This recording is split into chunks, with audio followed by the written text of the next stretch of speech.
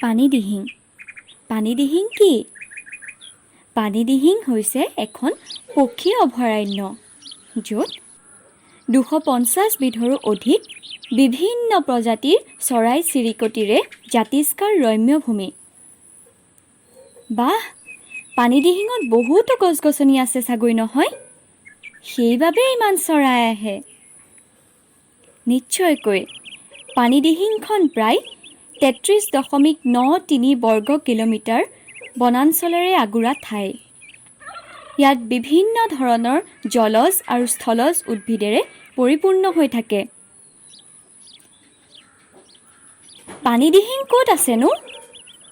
পানীদিহিং আছে অসমৰ শিৱসাগৰ জিলাত।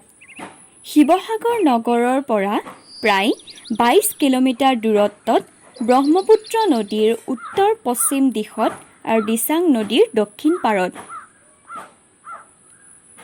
ইয়ালৈ চৰাইবোৰ কিয় আহে?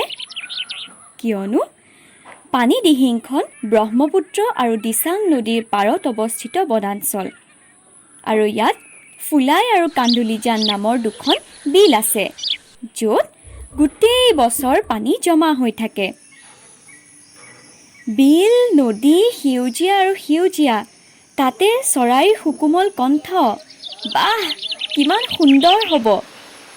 নিশ্চয়কৈ আহিবা এদিন পানীদিহিঙৰ নান্দনিক দৃশ্য উপভোগ কৰিবলৈ। আৰু আপোনালোকো আহিব দেই।